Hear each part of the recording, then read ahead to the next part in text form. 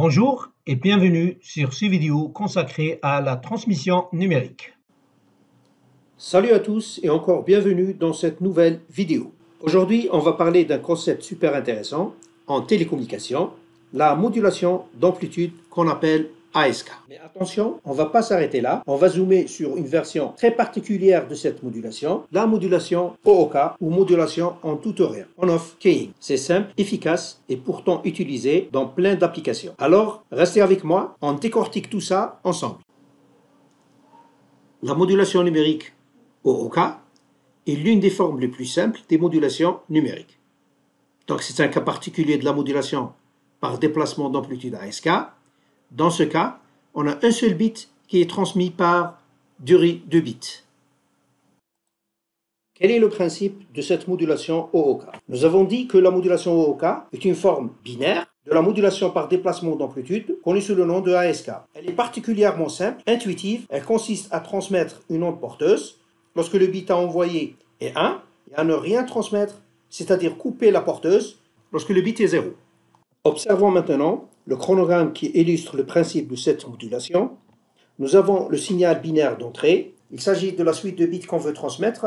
On peut lire une alternance de bits 0 et 1. La porteuse joue ici le rôle de support de l'information. Observons le signal modulé en OOK. Lorsqu'un bit 1 est présent, la porteuse est activée et on observe une onde sinusoïdale. En revanche, lorsque le bit 0 est transmis, la porteuse est complètement éteinte, le signal est nul. Ainsi, la présence ou l'absence du signal pendant chaque période t correspond directement à un bit 1 ou à un bit 0.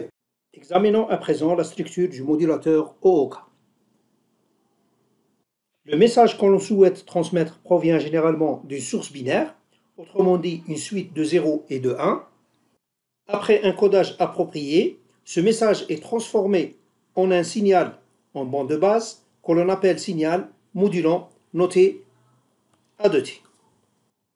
Ici, AK représente les symboles binaires à transmettre, par exemple 0 ou 1. G2T est une forme d'onde élémentaire, souvent une impulsion rectangulaire. T est la durée du symbole. Une fois le signal modulant A2T obtenu, on l'utilise pour moduler une onde porteuse sinusoïdale. Cette onde porteuse est généralement générée à partir d'un oscillateur qui fournit un signal sinusoïdal stable à une fréquence F0. La multiplication du signal modulant A2T avec la porteuse sinusoïdale P2T nous fournit le signal modulé. Ce signal que l'on note M2T s'exprime par la relation M2T égale A2T multiplié par cosinus de pi F0 plus Phi0. Ce signal M2T est ce que l'on transmet sur le canal de communication. Si A2T est égal à 1, alors la porteuse est transmise telle qu'elle. Par contre, si A2T est égal à 0, alors le signal devient nul, rien n'est transmis. C'est ce mécanisme binaire de tout ou rien qui définit la modulation OOK. Un bit 1 active la porteuse, un bit 0 l'éteint.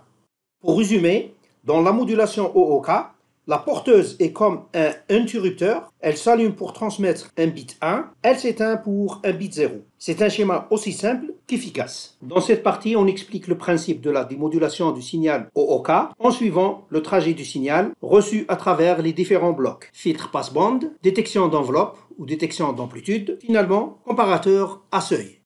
La première étape est le filtrage passe-bande. On utilise un filtre sur la fréquence F0, éliminer le bruit et les composantes parasites. Le signal reçu filtré reste le même. La deuxième étape, c'est la détection d'enveloppe. On veut maintenant extraire l'amplitude du signal sans tenir compte de l'onde porteuse. On utilise un détecteur d'enveloppe qui nous donne en sortie E de t est égal valeur absolue de A de t. Comme A de t est toujours positif ou nul, on a simplement E de t est égal A de t à la sortie du détecteur d'enveloppe. La dernière étape consiste à la comparaison à un seuil. Notre seuil ici est gamma. Souvent, ce seuil gamma est choisi entre 0 et A0. Typiquement, gamma est égal à 0 sur 2. On décide alors si un 1 ou un 0 a été transmis. Après détection d'enveloppe et comparaison avec un seuil, gamma qui est égal à A0 sur 2, le signal binaire reconstitué, B tilde A de t, est donné par 1, B tilde A de t est égal à 1, si A de t est supérieur ou égal à 0, 0, 0 sinon. Pour la largeur de bande de la modulation OOK,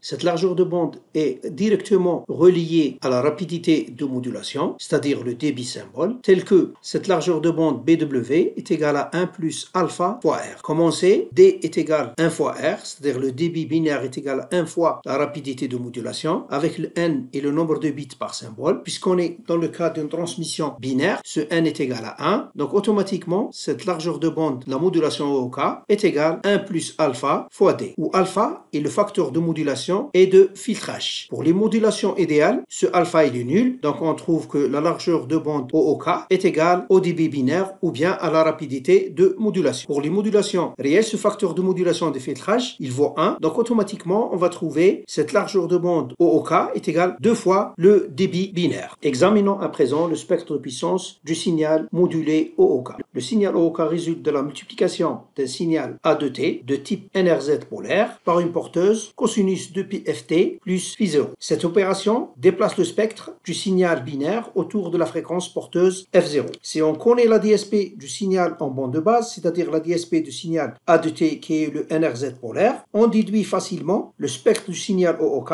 en appliquant la relation de Bennett. Cette relation de Bennett est donnée par l'équation suivante. Sachant que le spectre du signal en bande de base, c'est-à-dire le signal NRZ polaire, est donné par cette relation, on déduit alors le spectre du signal modulé OOK. On constate que les lobes en sinus cardinal s'affaiblissent très lentement, comme le montre cette figure. On constate aussi qu'il y a transposition du spectre du signal en bande de base autour de la fréquence F0, c'est-à-dire la fréquence porteuse. Le spectre du signal modulé est le même décalé de plus ou moins F et comporte une raie aux fréquences moins F0 et plus F0.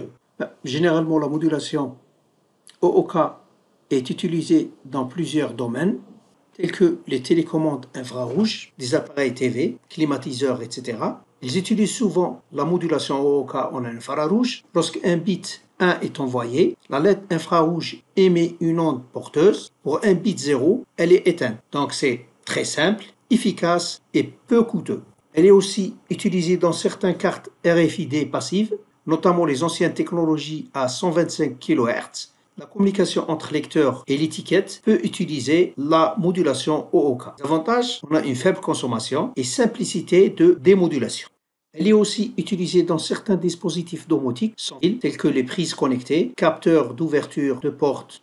On utilise la OOK à 433 MHz. Elle permet des transmissions simples, souvent unidirectionnelles, avec peu de données. Elle peut être utilisée en communication optique visible ou infrarouge, notamment dans les systèmes LIFI ou communication LED. L'OOK est utilisé pour coder la lumière, allumer pour 1, éteindre pour 0.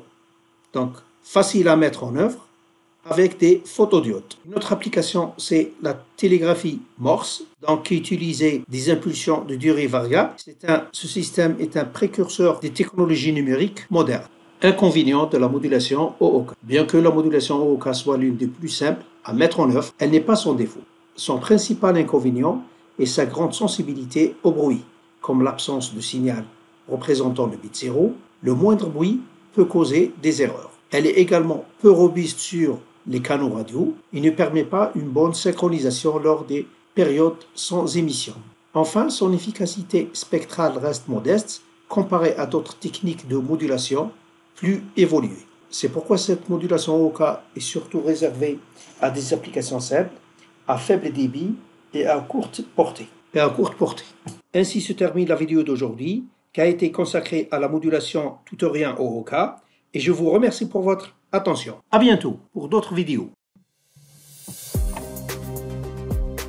N'hésitez pas à partager vos commentaires et de me laisser vos remarques en bas de la page et de cliquer sur le bouton j'aime.